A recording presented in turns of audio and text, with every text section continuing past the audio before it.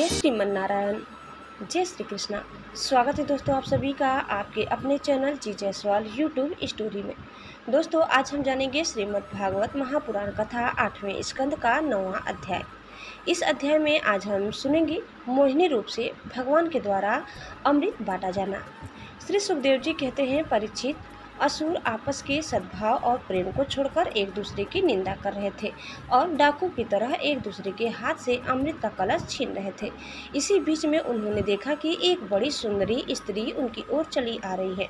वे सोचने लगे, कैसा अनुपम सौंदर्य है, शरीर में से इतना अद्भुत छटा छिटक रही है, तनिक इसकी नई उम्र तो देखो। बस अब वे आपस की लाग डांट भूलकर उसके पास दौड़ गए। उन लोगों ने काम मोहित होकर उससे पूछा, कमल नयनी, तुम कौन हो, कहाँ से आ रही हो, क्या करना चाहती हो? सुंदरी, तुम किसकी कन्या हो? तुम्हें देखकर हमारे मन में खलबली मच गई है। हम समझते हैं कि अब तक देवता, दैत्य, सिद्ध, गंधर्व, चारण और लोकपालों ने भी तुम्हें स्पर्श तक न किया होगा, फिर मनुष्य तो तुम्हें कैसे छू पाते? सुंदरी, अवश्य ही विधाता ने दया करके शरीरधारियों की संपूर्ण इंद्रियों एवं मन को तृप्त करने के लिए तुम्हें यहाँ भेजा है। माननी, वैसे हम लोग एक ही जाति के हैं, फिर भी हम सब एक ही वस्तु चाह रहे हैं, इसीलिए हम में डाह और वैर की गांठ पड़ गई है। सुंदरी, तुम हमारा झगड़ा मिटा दो। हम कभी कश्यप जी के पुत्र होने के नाते सगे भाई हैं। हम लोगों ने अमृत के लिए बड़ा पुरुषार्थ किया है। तुम न्याय के अनुसार निष्पक्ष भाव से इसे बांट दो, जिससे हम फिर लोगों में किसी प्रकार का झगड़ा न हो। असुरों ने जब इस प्रकार प्रार्थना की, तब लीला से स्त्री वेश धारण करने वाले भगवान ने तनिक हंसकर और चितवन से उनकी ओर देखते हुए कहा। श्री भगवान ने कहा, आप लोग महर्षि कश्यप के पुत्र हैं और मैं हूँ उल्टा। आप लोग मुझ पर न्याय का भार क्यों डाल रहे हैं? विवेकी पुरुष स्वेच्छाचारिणी स्त्रियों का कभी विश्वास नहीं करते। दैत्यों, कुत्ते और व्यभिचारिणी स्त्रियों की मित्रता अस्थायी नहीं होती। वे दोनों ही सदा नए नए शिकार ढूंढा करते हैं। श्री सुखदेव जी कहते हैं, परीक्षित, मोहिनी की परिहास भरी वाणी से दैत्यों के मन में और भी विश्वास हो गया। उन लोगों ने रहस्य पूर्ण भाव से हंसकर अमृत का कलश मोहिनी के हाथ में दे दिया।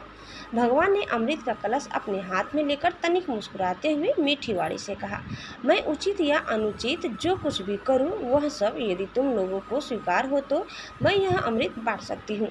बड़े बड़े दैत्यों ने मोहिनी की यह मीठी बात सुनकर उसकी बारीकी नहीं समझी, इसीलिए सबने एक स्वर में कह दिया, स्वीकार है। इसका कारण यह था कि उन्हें मोहिनी के वास्तविक स्वरूप का पता नहीं था।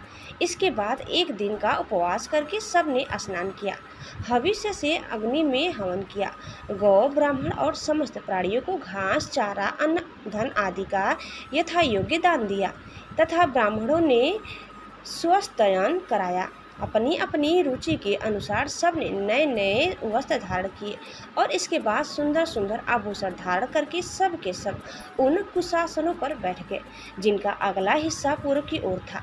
जब देवता और दैत्य दोनों ही धूप से सुगंधित मालाओं और दीपकों से सजे सजाए भव्य भवन में पूर्ण की ओर मुख करके बैठ गए, तब हाथ में अमृत का कलश लेकर मोहिनी सभा मंडप में आई। वहाँ एक बड़ी सुंदर साड़ी पहने हुए थी। नितंबों के भार के कारण वह धीरे धीरे चल रही थी। आंखें मद से विहल हो रही थी। कलश के समान स्तन और गजवासक की सूंड के समान जंघाएं थी। उसके स्वर्ण नूपुर अपनी झनकार से सभा भवन को मुखरित कर रहे थे। सुंदर कानों में सोने के कुंडल थे और उसकी नासिका कपोल तथा मुख बड़े ही सुंदर थे। स्वयं पर देवता भगवान मोहिनी के रूप में ऐसे जान पड़ते थे मानो लक्ष्मी जी की कोई श्रेष्ठ सखी वहां आ गई हो। मोहिनी ने अपनी मुस्कान भरी चितवन से देवता और दैत्य की ओर देखा तो वे सब के सब मोहित हो गए। उस समय उनके स्तनों पर से अंचल कुछ घिसक गया था।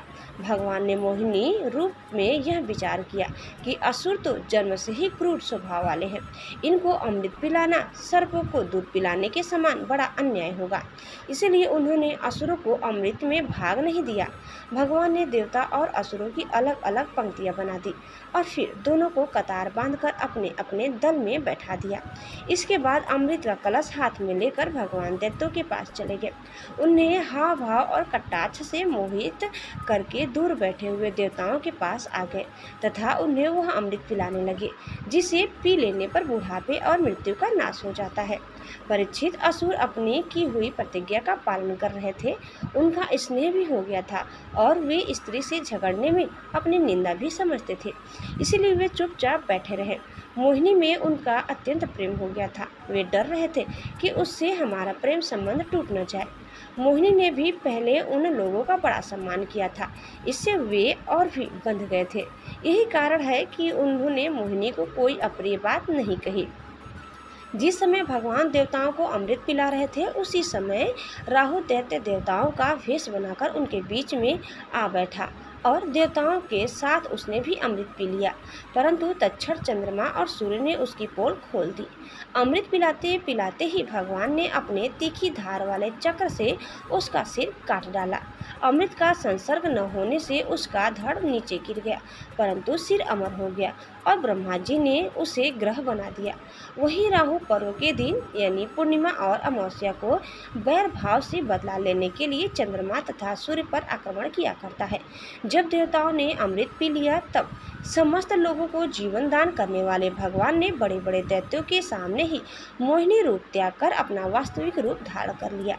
परीक्षित देखो, देवता और दैत्य दोनों ने एक ही समय एक स्थान पर एक प्रयोजन तथा एक वस्तु के लिए एक विचार से एक ही कर्म किया था, परंतु फल में बड़ा भेद हो गया। उनमें से देवताओं ने बड़ी सुगमता से अपने परिश्रम का फल अमृत प्राप्त कर लिया, क्योंकि उन्होंने भगवान के चरण कमलों की रज का आश्रय लिया था, परंतु उससे विमुख होने के कारण परिश्रम करने पर भी असुरगण अमृत से वंचित ही रहे। मनुष्य अपने प्राण, धन, कर्म, मन और वाणी आदि से शरीर एवं पुत्र आदि के लिए जो कुछ करता है वह व्यर्थ ही होता है, क्योंकि उसके मूल में भेद बुद्धि बनी रहती है। परंतु उन्हीं प्राण आदि वस्तुओं के द्वारा भगवान के लिए जो कुछ किया जाता है वह सब भेदभाव से रहित होने के कारण अपने शरीर, पुत्र और समस्त संसार के लिए सफल हो जाता है। जैसे वृक्ष की जड़ में पानी देने से उसका तना, टहनियाँ और पत्ते सब के सब सिंच जाते हैं, वैसे ही भगवान के लिए कर्म करने से वे सब के लिए हो जाते हैं। दोस्तों, इस प्रकार कथा यही समाप्त होता है। आगे की कथा सुनने के लिए आप दूसरे वीडियो को अवश्य देखिए। दोस्तों, उम्मीद करते हैं कि आपको हमारी आज की यह कथा जरूर पसंद आई होगी। कैसे लगी कमेंट करके बताइए। चैनल में नए हैं तो प्लीज़ लाइक, शेयर और सब्सक्राइब करना न भूलें। धन्यवाद। जय श्री कृष्णा, जय श्रीमन नारायण। एक बार प्रेम से बोलिए श्री बांके बिहारी लाल की जय।